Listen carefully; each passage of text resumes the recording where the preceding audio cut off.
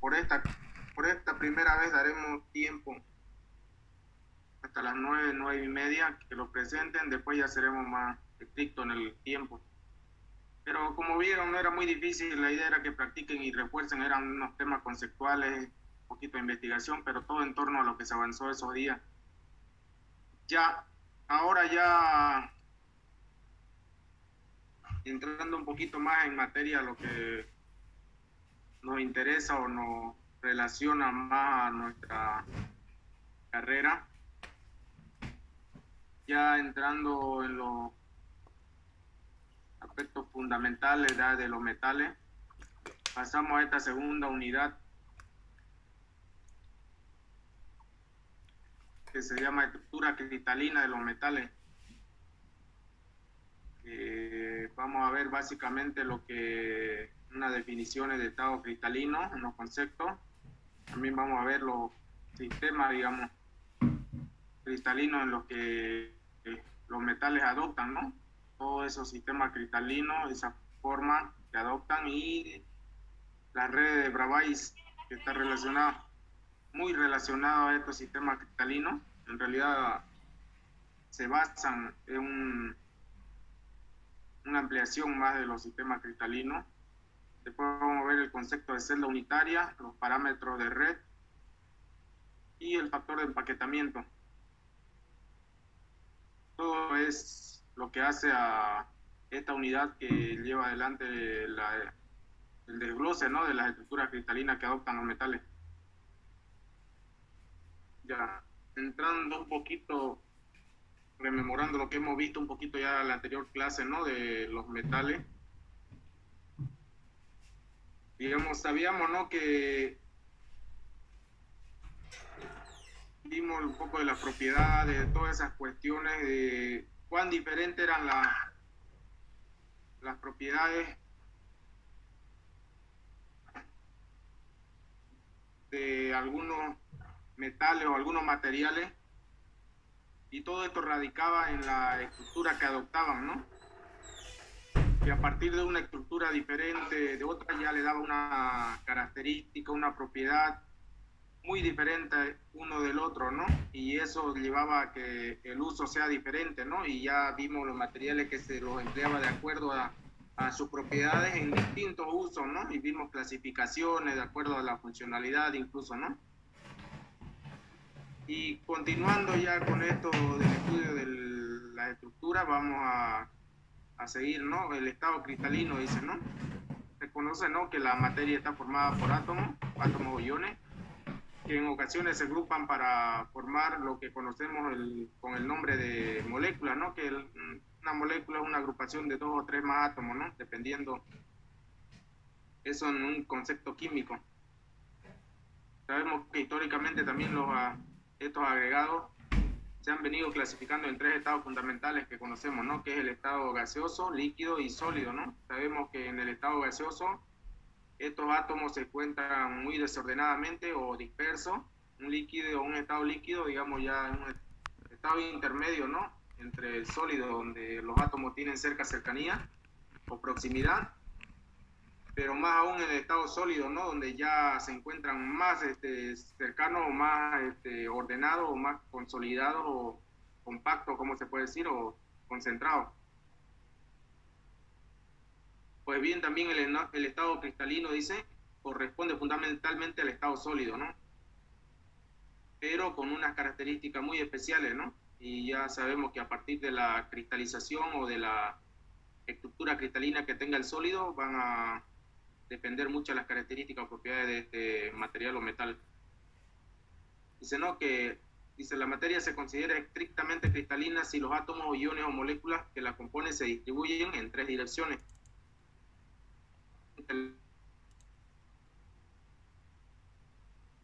Denominamos cristal, ¿no? Ya vimos, ¿no?, que les dije, ¿no?, que un cristal era aquel material que sus átomos se ordenaban de una forma ordenada, regular, repetitiva, ¿no? En 3 direcciones nos quiere decir que están ordenadas geométricamente, ¿no? Espacialmente en los ejes de coordenadas que ya conocemos, ¿no? Eje X, Y, Z.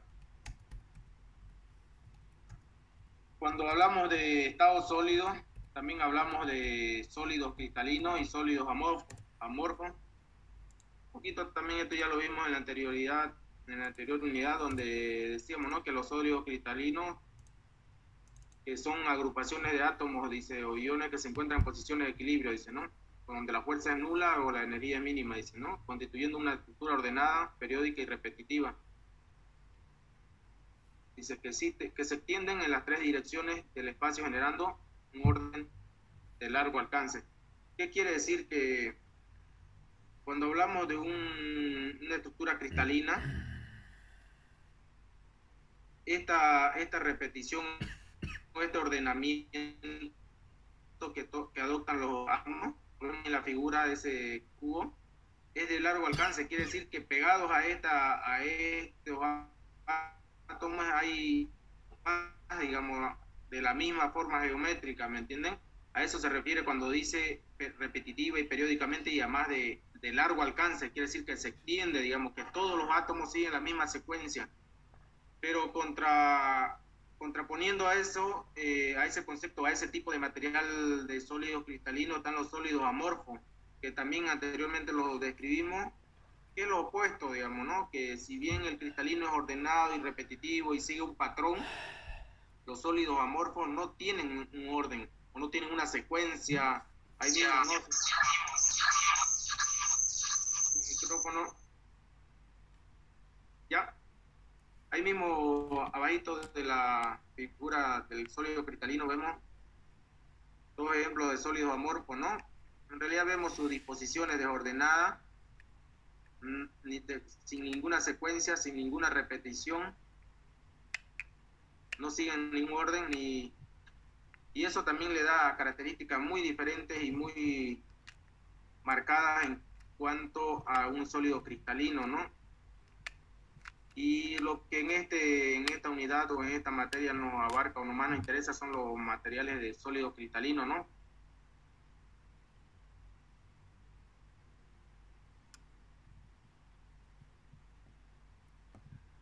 Sólido. Ya. Para entrar un poquito en concepto, empezar a estudiar lo que es estructura cristalina y empezar a comprender cómo se organizan, tenemos que partir de tratar de entender los conceptos previos, que son como el punto reticular y la red espacial. Dice, para representar de forma sencilla la estructura interna de los cristales se suele utilizar el concepto de red espacial. Dice, según el cual la posición de cada átomo, molécula, ion o grupo de átomos se describe mediante la posición de un punto denominado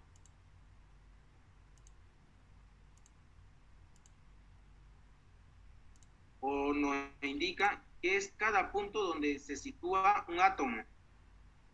Dice, ahí vemos, podría ser este punto de acá, podría ser este punto, o cualquiera de estos puntos llega a llamarse un punto reticular, dice, ¿no? Estos puntos pueden unirse, como vemos acá, esta secuencia, a través de estas líneas o estas aristas, de estas figuras geométricas, se unen y están relacionadas entre sí. Dice, unirse, un ratito, pueden unirse para visualizar mejor, dice, ¿no? Y dar un orden mejor en forma tridimensional. A esta representación se la llama red espacial o retículo cristalino. Todo este conjunto de puntos reticulares que dan una forma geométrica la llamamos una red espacial o un retículo cristalino.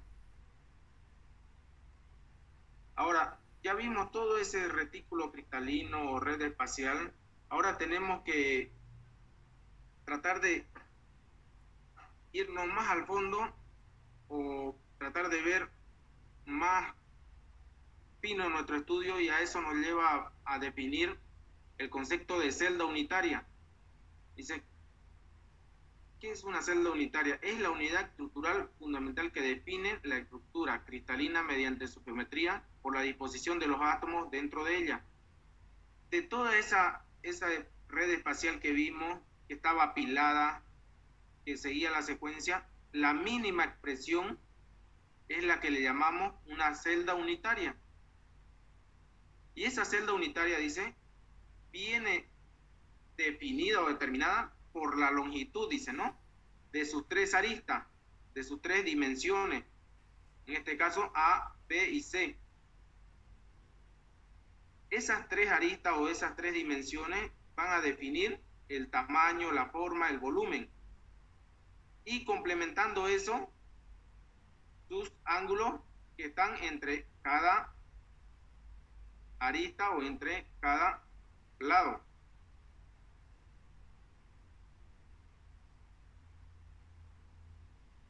Ya. Pero sabemos que los metales o los sólidos que cristalizan, no solo cristalizan en una forma, ¿no? Porque si quisiéramos pensar en que todos los sólidos cristalizan en una sola forma o un sistema cristalino único, casi estaríamos diciendo que todos los sólidos tienen las mismas propiedades. Pues eso no es así. Sabemos que hay sólidos, ya lo he vuelto a decir, que hay sólidos con diferencias en propiedades y características. Y esto viene dado por la forma o el sistema cristalino.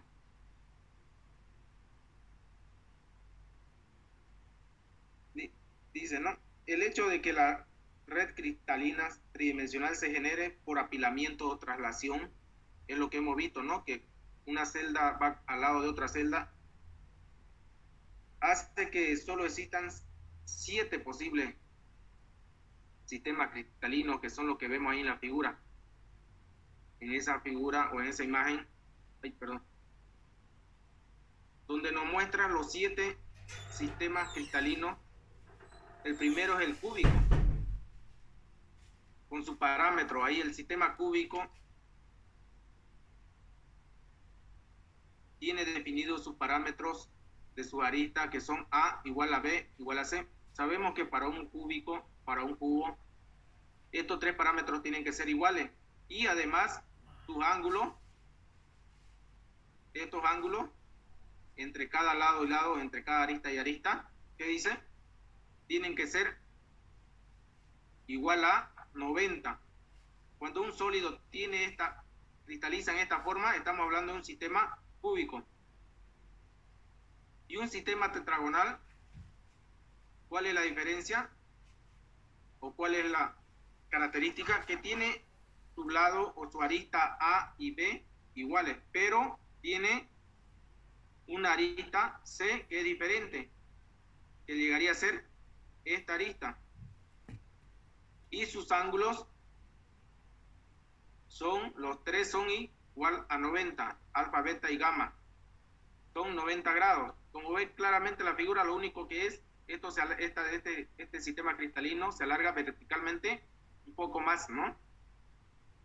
Tenemos un sistema hexagonal también, que dice que A y B son iguales, pero C es diferente. ¿A qué se refiere? Que este lado con este lado son iguales,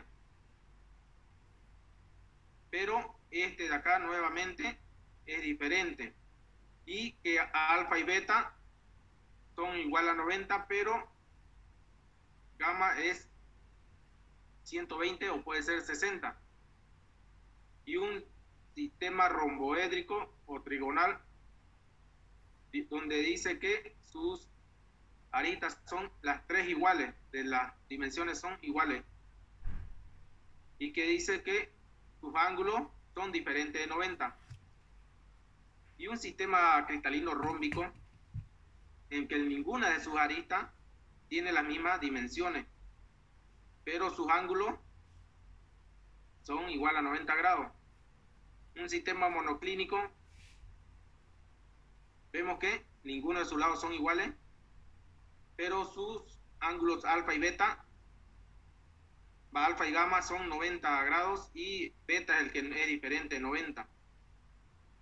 Ahí vemos la inclinación que tiene, ¿no? Y un sistema cristalino triclínico, ninguna de sus aristas tiene dimensiones similares, y más aún también sus ángulos, ninguno es 90 grados, son diferentes de 90 grados.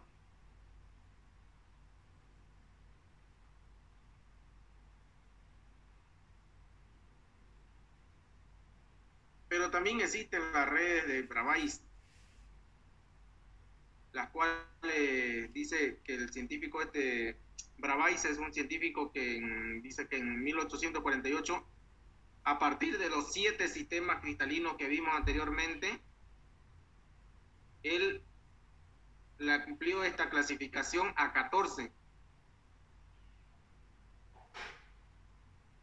y extendió, digamos, que a partir del sistema cúbico dentro del sistema cúbico existían dos subclasificación o dos tipos más de cristalización o de sistema cristalino.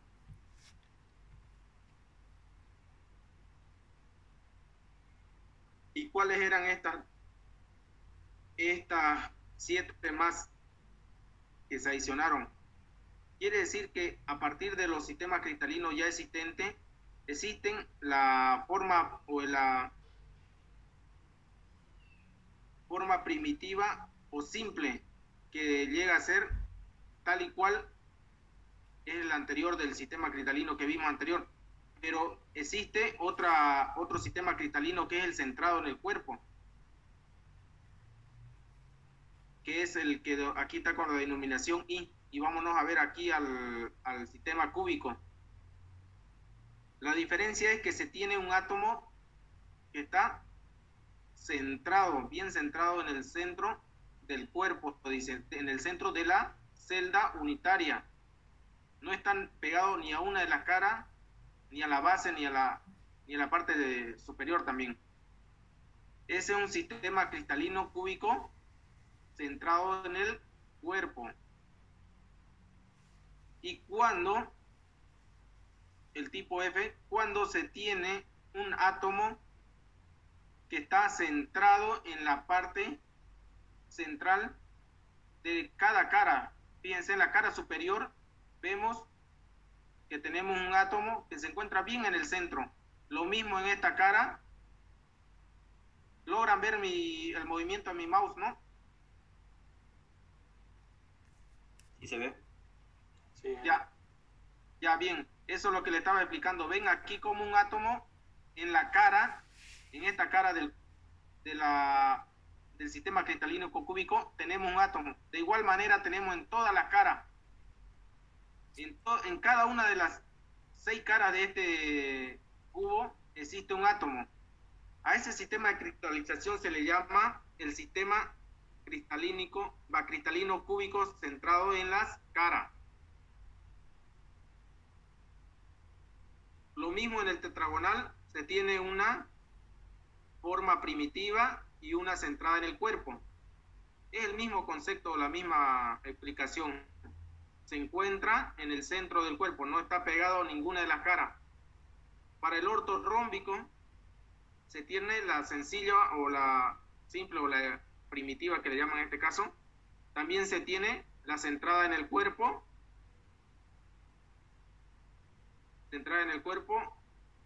la centrada en las caras, donde se tiene un átomo en cada cara, en el centro de cada cara del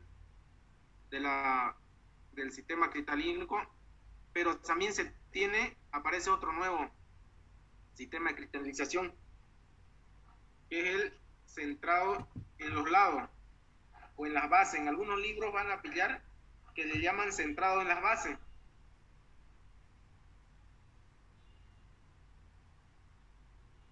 Solo tiene, aquí hay una contradicción, se fijan con la de acá del monoclínico. El monoclínico sí se cumple un poco el concepto que lleva el centrado en la base o en los lados, pero solo lleva en dos lados, en dos caras opuestas, miren. Después en la demás cara perpendiculares no lleva. Esa es la diferencia de los 3 anteriores. Para un hexagonal solo existe la forma sencilla o primitiva. Lo mismo para un trigonal. Y ya dijimos, ¿no? Los parámetros los vuelvo a repetir acá. Y me dicen un poquito, ¿por qué si esto no tiene forma hexagonal, no es? Por eso le saqué aquí un grafiquito donde de dónde saca esta forma y la llama hexagonal. Aquí vemos este sistema cristalino hexagonal, y cuando lo dividimos en tres partes iguales, digamos, o relacionamos tres partes iguales, nos fuimos al concepto, váyanse al concepto de celda unitaria, que dijimos que es el sistema más básico del cual se estructuran o parte la formación de una cristalización, y es de ahí donde se extrae este pedazo, porque ven, esta parte o esta figura geométrica es similar a esta y a esta, entonces por ahí que sacamos esta celda unitaria, donde obviamente las aristas y los ángulos tendrían que ser también similar o iguales. Ya en un sistema monoclínico solo hay la forma primitiva y la centrada en los lados, que es solo en las dos caras opuestas, y la triclínica solo existe en su forma primitiva.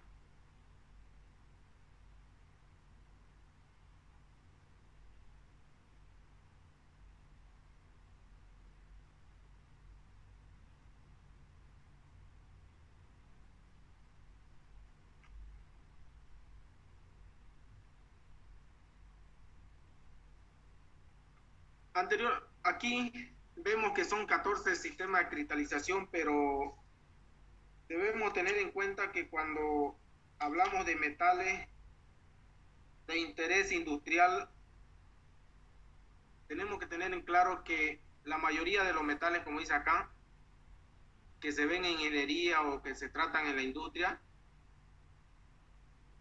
normalmente cristalizan en tres sistemas cristalinos, que son el cúbico centrado en el cuerpo, que es el primero, el cúbico centrado en la cara, que es este que tiene un átomo en cada cara, y el hexagonal compacto, que es este. Dice, son estructuras cristalinas densamente empacadas, porque la energía disminuye a medida que los átomos se acercan, dice, ¿no? Y se enlazan entre sí. Las estructuras más compactas corresponden a ordenamiento más estable. ¿Qué quiere decir? Sabemos que los metales, vimos que tenían resistencia muy alta y otras propiedades muy favorables, y de aquí viene que los metales, la mayoría de estos metales que utilizamos normalmente, utilicen o cristalicen en estas estructuras, ya que estas estructuras, dice, son densamente empacadas. ¿Qué quiere decir eso, densamente empacada? Si cada punto o cada esferita de acá es un átomo, ¿qué nos estaría diciendo? ¿Por qué no cristalizan en otra estructura? ¿O por qué no los estudiamos los metales que cristalizan en los otros sistemas? ¿Alguien tiene una idea qué quiere decir cuando afirma densamente empacadas? Los átomos están muy cerca entre ellos. Exactamente, eso es lo que quiere decir. Que tenemos gran cantidad de átomos o bastante cercanía entre átomos, y eso es útil, pues, ¿no? Que son materiales estables, materiales con buenas propiedades, útiles para el desempeño o desarrollo de estructuras, ¿no? Y aparte son estables, dice, ¿no? ¿Qué otro parámetro también que es importante definir dentro de las estructuras? La relación de radio atómico con parámetro de red. En aquí adelante lo vamos a determinar como A sub 0 o como A, dependiendo de la bibliografía que tomen, está en A o A sub 0. Y es nada más a lo que vimos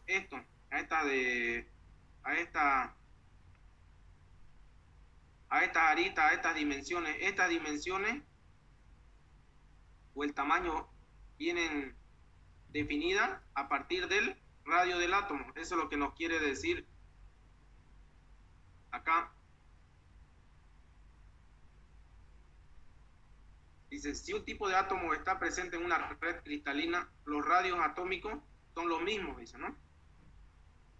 El parámetro de red cristalina de un material puro está designado con un subíndice. Ya vimos, ¿no? Pero eso va a variar dependiendo del libro que utilicemos, porque puede hallarse como A directamente.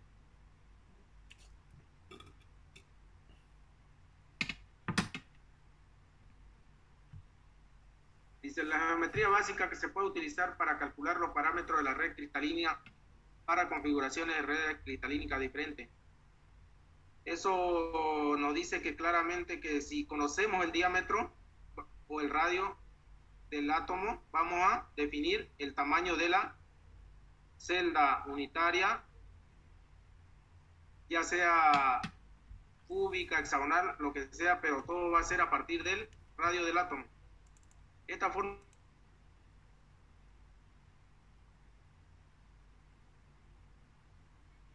conocida, dice, ¿no? Siempre y cuando el radio atómico sea conocido, esto lo dimos anteriormente, ¿ya no? Sin más que hacer un análisis matemático, ya aquí vemos una gráfica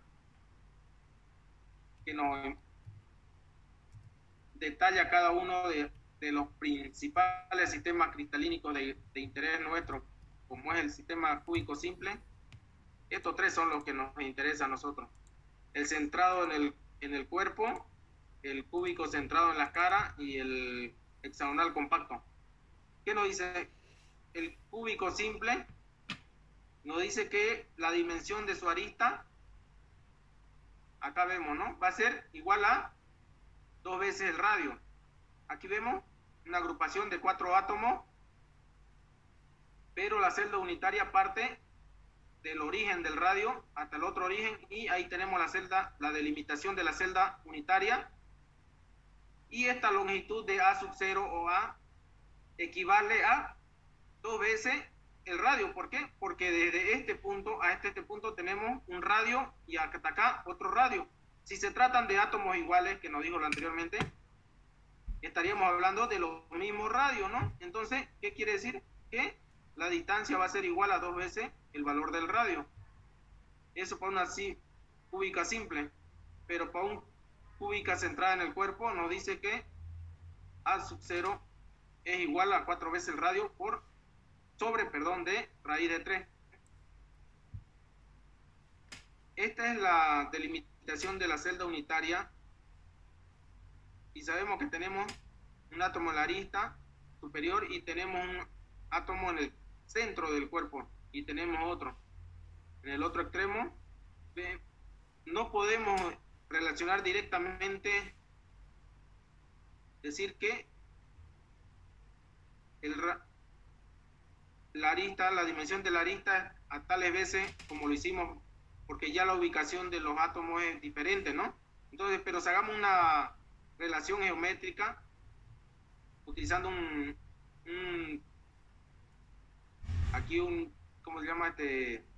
Triángulo rectángulo, se accede a definir lo que aquí ya nos dice, ¿no? De que esta relación es válida para cuando se tiene este tipo de sistema cristalínico, 4 veces el valor del radio por raíz de 3.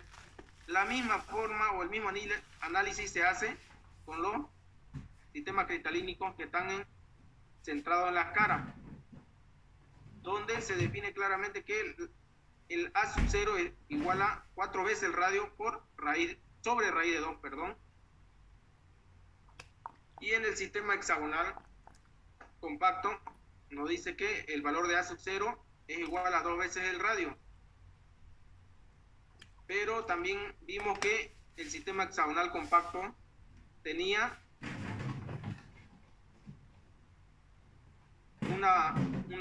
¿cómo se llama? Una arista más que era diferente, la arista vertical.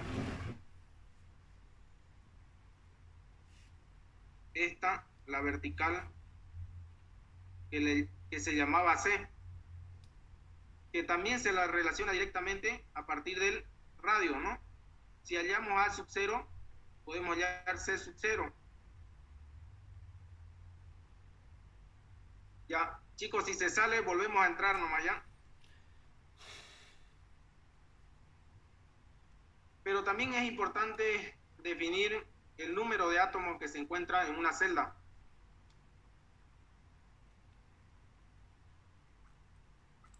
Dice, cada celda unitaria contiene un número específico, dice, ¿no? De puntos de red. Ya vimos que los puntos de red eran cada lugar donde se encontraba un átomo. Cuando se cuentan los puntos de red que pertenecen a cada celda unitaria, se debe conocer que al igual que los átomos, los puntos de red pueden estar compartidos por una o más celdas unitarias. Eso no quiere decir que si en esta arista de la celda unitaria hay un átomo, pero no todo el átomo es comprendido por la celda unitaria.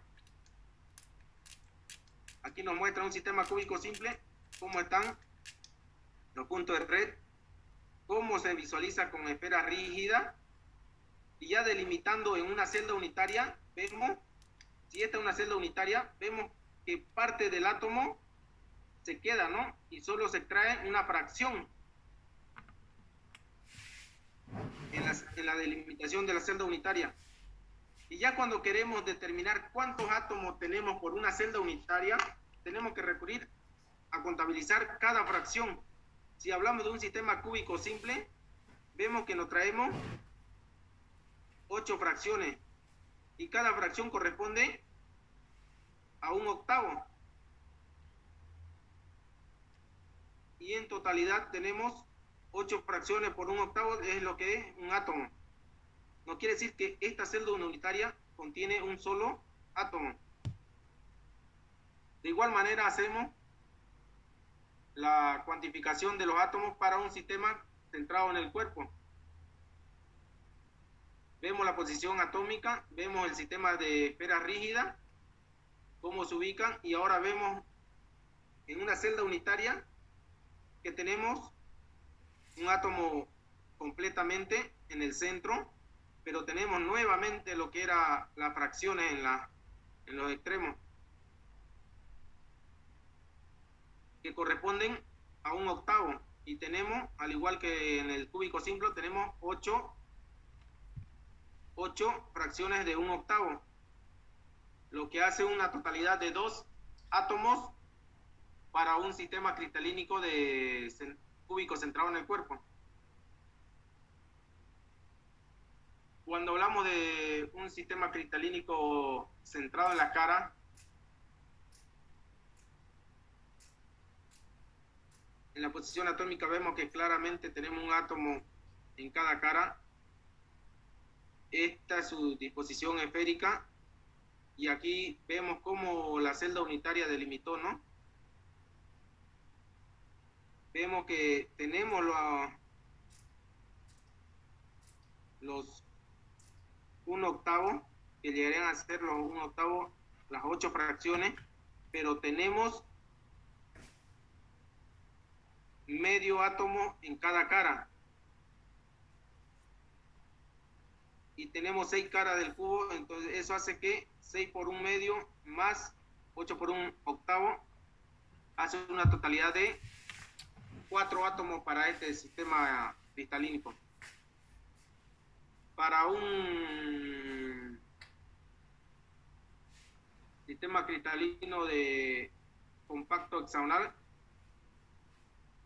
según las posiciones atómicas, tenemos 7 átomos en la parte superior y en la parte inferior, y tenemos 3 átomos que están centrados en el cuerpo, como se ve acá se ve más claramente, ¿no? Esa es la disposición según las esferas rígidas.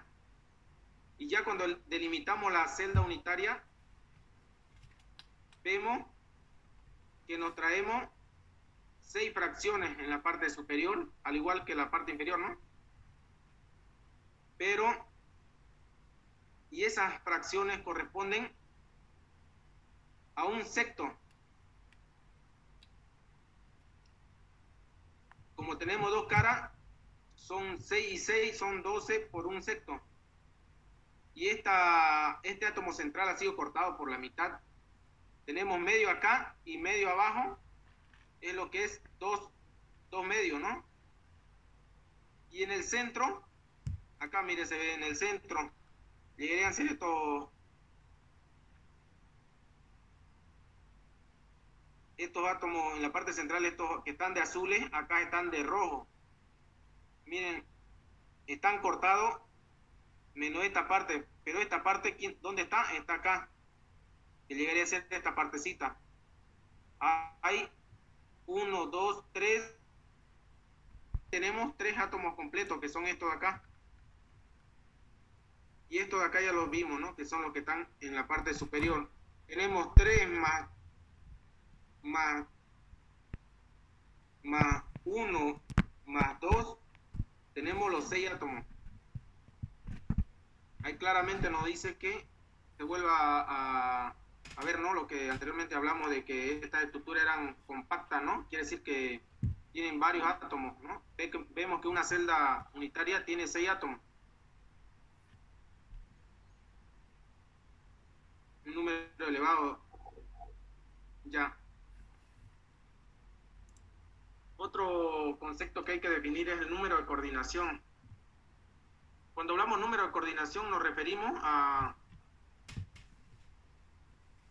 que un átomo está relacionado con los átomos en su alrededor, ¿no? Y esa relación está directa con los átomos adyacentes, y esto es de acuerdo a la estructura o al tipo de sistema cristalínico en el cual se encuentra el átomo. Y también es una estrecha relación, al igual que el otro parámetro de número de átomos, de cuán efectivamente están empaquetados los átomos entre sí, o cuán compacta es la estructura cristalínica. Si un átomo tiene más relación o un número de coordinación más elevado, nos da una idea de cuán compacta es la estructura cristalínica. Y vemos que para un sistema cristalínico el número de coordinación es 6. Quiere decir que este átomo, si tomamos un átomo, ese átomo está en contacto con 6 átomos, con los 2 de sus laterales, los de enfrente y atrás, y arriba, abajo.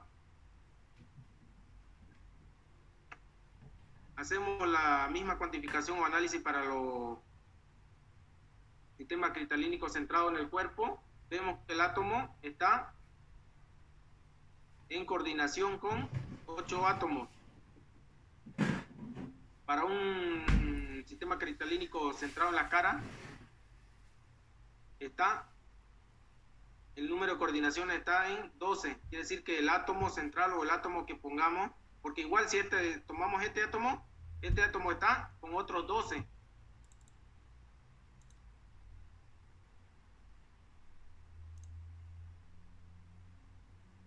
En este punto también está otra red unitaria o celda unitaria, y tiene sus átomos que van a hacer que este átomo se relacione con otros 12. Lo mismo para un sistema cristalínico hexagonal compacto, un átomo tiene un número de coordinación de 12. Aquí, como de acuerdo al número, ya vemos que cuál estructura cristalínica es más, o sistema cristalínico es más compacto que el otro. Lo que nos lleva a definir lo que estamos buscando, el factor de empaquetamiento. Cuando hablamos de factor de empaquetamiento, ya un poco casi lo dijimos ya anteriormente. Dice, el factor de empaquetamiento o fracción de empaquetamiento atómico es el espacio ocupado por los átomos, suponiendo que los átomos son esferas duras. Dice, si tenemos este sistema o esta celda unitaria, ¿qué celda unitaria es esta? ¿A cuál sistema cristalínico corresponde?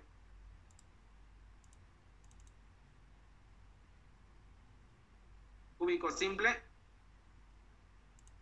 Centrada en el medio. Centrada en la cara. No, centrada en el cuerpo. En el cuerpo. En el cuerpo. Exactamente. ¿Qué nos dice? Es la fracción de espacio ocupado.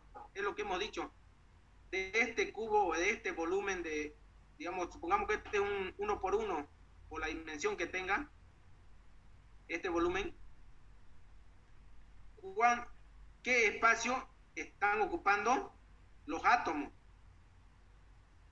Eso se refiere, del 100%, ¿cuánto le corresponde a la masa de los átomos? Y el resto va a ser espacio vacío, obviamente, eso es lo que nos quiere decir. Y dice, suponiendo que son esferas duras. Sabemos que para los estudios, para los análisis o para cualquier estudio de ingeniería o ciencia, hay muchas suposiciones o idealizaciones que se hacen, ¿no? Porque también tenemos que ser conscientes de que los átomos no están nunca en estáticos, pues están en constante movimiento, pero para un mejor estudio se los toma de forma estática, al igual que dice, suponemos que son esferas duras, ¿no? Muchas asumiciones que se hacen, ¿no? Todo esto para facilitar el estudio. ¿Y para qué necesitamos saber ese factor de empaquetamiento? ¿Para qué nos podría ser útil? Ya lo hemos vuelto a decir, digamos, que eso nos da, ese factor de empaquetamiento o esa disposición nos va a definir muchas propiedades en los materiales. Dice, y la expresión general del factor de empaquetamiento es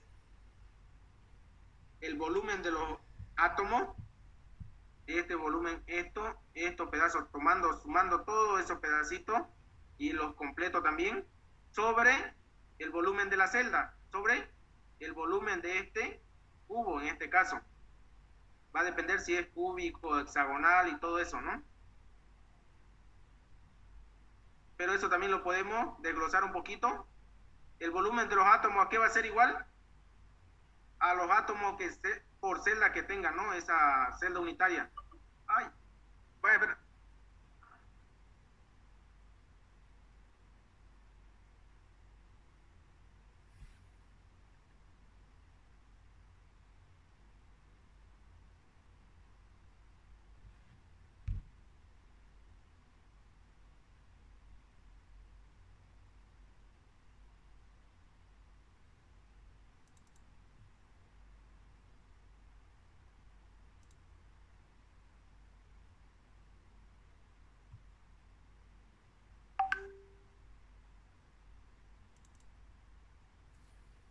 Cuando desglosamos el volumen de los átomos, necesitamos saber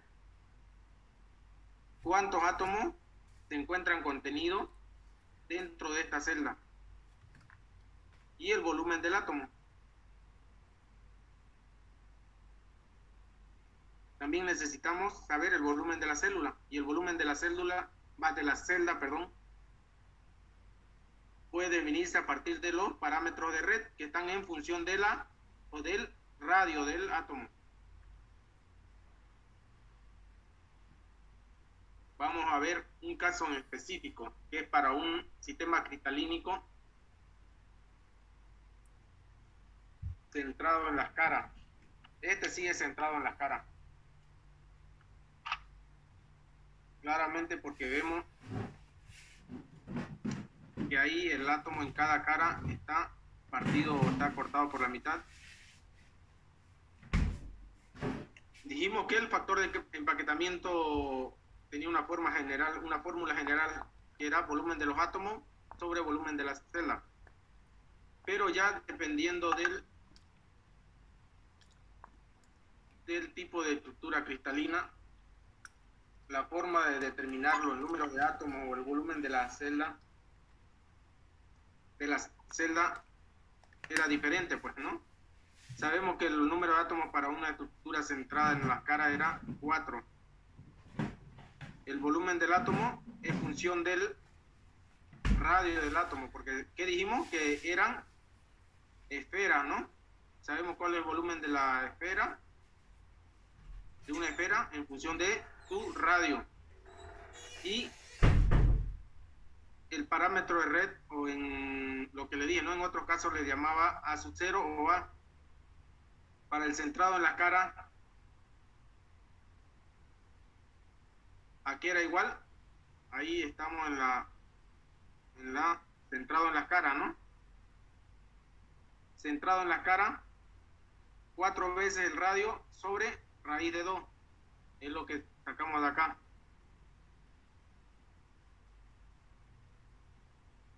El parámetro de red o la longitud de la celda viene dada por esta expresión que es 4 veces el radio del átomo. Ahí vemos, 4 veces el radio por raíz de 2.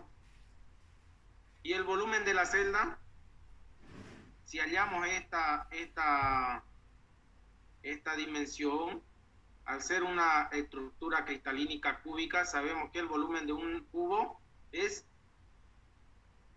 el lado por lado por lado, o L al cubo.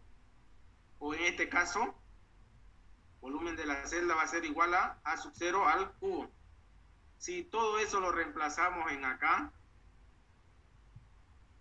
y si queremos ser más específicos, pues nos tomamos un átomo en específico, carbono, hierro, lo que sea, y nos vamos a una gráfica o a una literatura y extraemos su radio y aplicamos, ya podemos hallar un factor de empaquetamiento específico.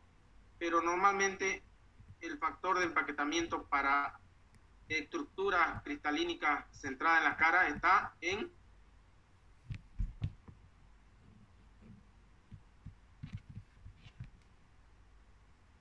alguien que me diga, y por favor, alguien que me interprete o me desglose o me describa ese 0.74 en función a todo lo que hemos visto o lo que ya hemos mencionado.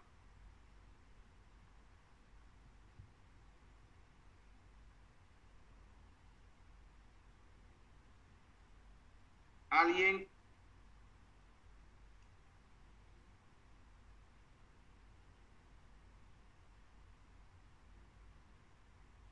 A ver, por unos puntitos extra, ¿qué significa ese 0.74?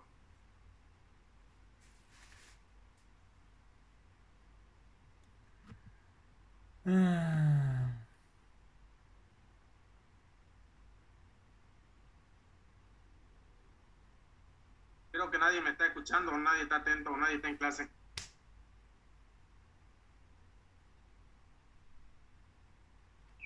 La porosidad. El espacio que ocupa el átomo. Claro, es el espacio, pero ¿qué quiere decir ese 74? Ya sea más, vaya más al detalle, como se dice, más al grano.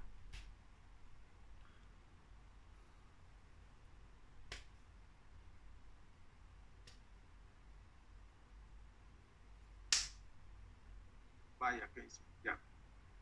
A ver, vamos chicos. Dijimos que es una fracción esto, es una fracción que nos relaciona, ¿qué no es?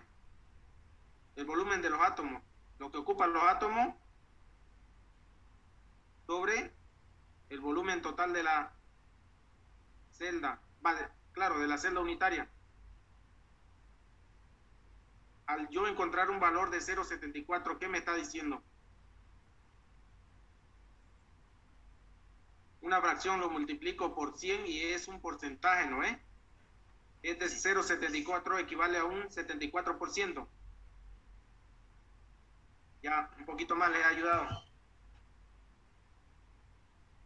¿Qué quiere decir ese 74% o ese 0.74 en fracción? El vacío. Claro, pero yo sé que hay una parte ocupada de esta célula, de esta celda, perdón, de esta celda, de este volumen que es el 100%, hay un volumen que lo ocupan los átomos, ¿no ves? En este caso son 4, pero queda un porcentaje o queda un espacio. Cuando yo calculo todo este factor de empaquetamiento y hallo que es 0.74 o 74%, ¿qué me está indicando? Ya le he dicho. El volumen, el espacio del átomo, prácticamente. Claro. Y el espacio sobrante sería 26%. Exactamente. ¿Quién es ese o quién es su nombre? Dígame. Lerda. ¿Qué dice? No le escucho. Lero Rafael. Rafael Tocayo. Ya, vamos a ordenar lo que hemos dicho para que se vayan con esa idea un poco clara. Acá cuando decimos que es una fracción, una relación entre el volumen de átomos, entre lo que ocupan los átomos, los 4 átomos, y el espacio total o el volumen de la celda. Llegamos a un valor de 0,74 o 74%. Quiere decir que del 100% que representa el volumen de la celda, 74% lo están ocupando estos 4 átomos. Y el 26% es espacio vacío.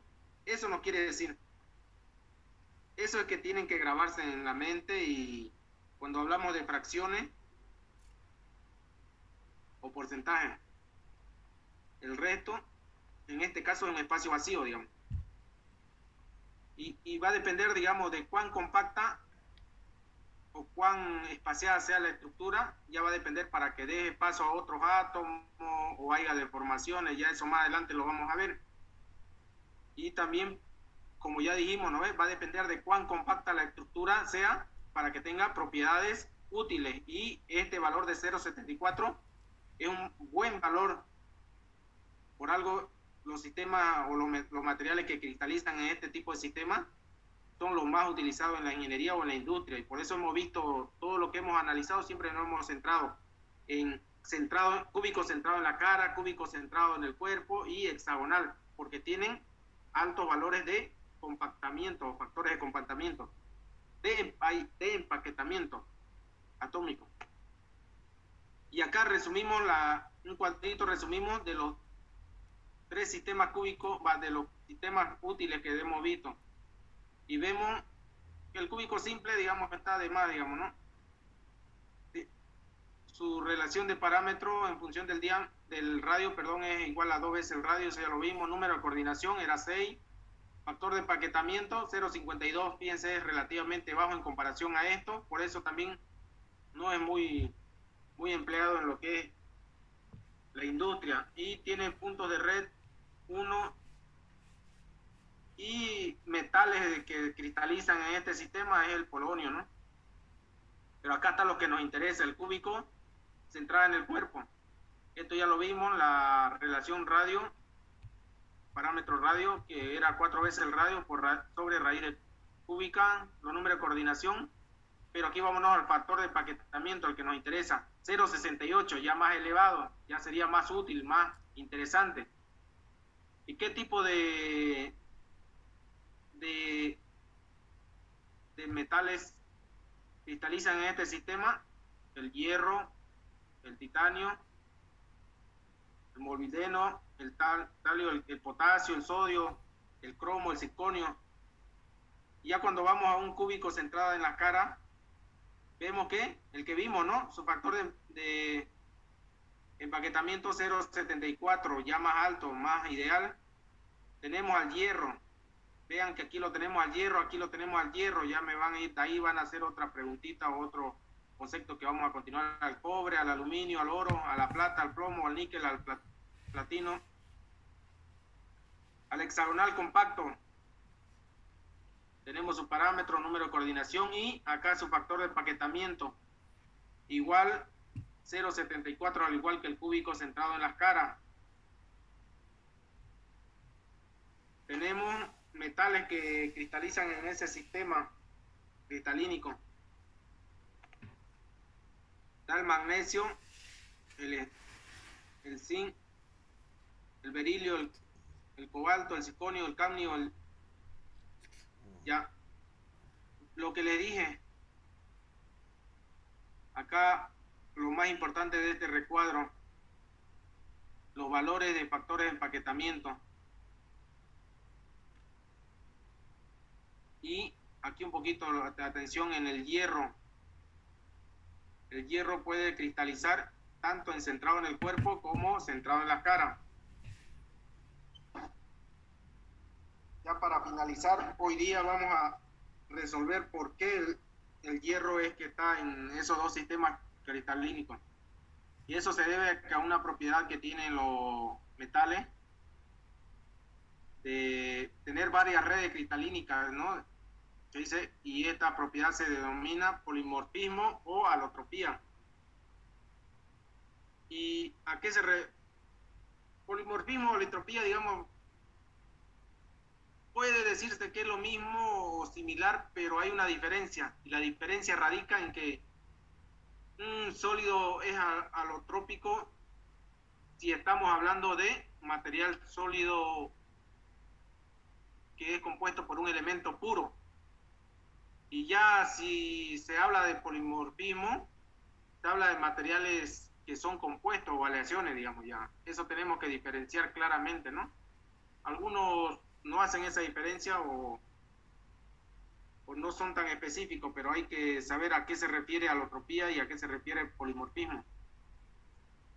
Dice, algunos metales, como por ejemplo el hierro, el estaño, tienen en estado sólido a diferentes, eso quiere decir, a diferentes estados o intervalos de temperatura, distintas estructuras cristalográficas. Como se dice a menudo, dice distintas redes cristalínicas.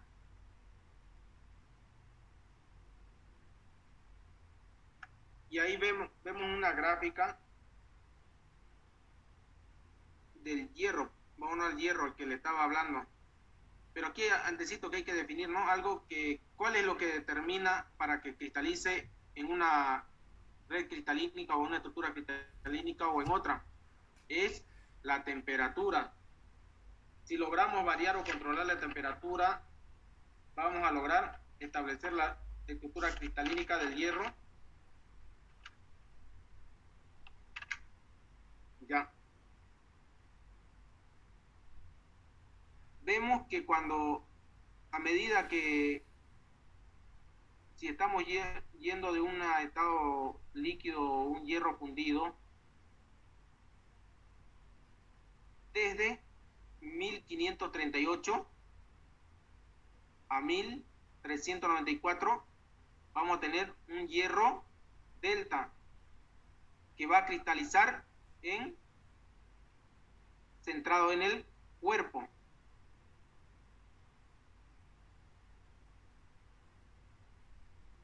Acá, esta es la estructura cristalínica, centrado en el cuerpo. Pero si ya bajamos la temperatura desde 1394 hasta 912 más o menos, ahí en ese intervalo de temperatura el hierro, o hierro gamma en este caso, va a cristalizar como centrado en las caras. Y si aún bajamos mucho más de esa temperatura, vamos a tener una cristalización centrado en el cuerpo nuevamente, que es el hierro alfa. Esta variación o estos intervalos de temperatura hacen que el hierro sufra ese efecto de alotropía. Dice, este hecho de que el polimorfismo de los metales y las aleaciones da pie a la modificación de las propiedades de las piezas por medio del tratamiento térmico, es lo que hemos dicho. Obviamente que a esta estructura le va a dar al hierro una diferencia en las propiedades, es lo que dice acá, y es lo que nosotros conseguimos cuando hacemos cristalizar a través de un tratamiento térmico, hacemos cristalizar al hierro en una estructura cristalínica deseada, controlando la temperatura.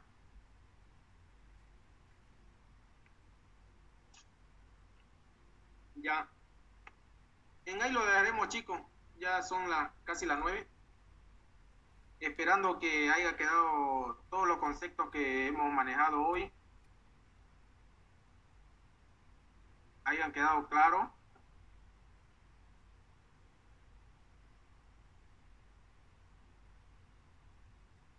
Saquemos o prendamos nuestra camarita para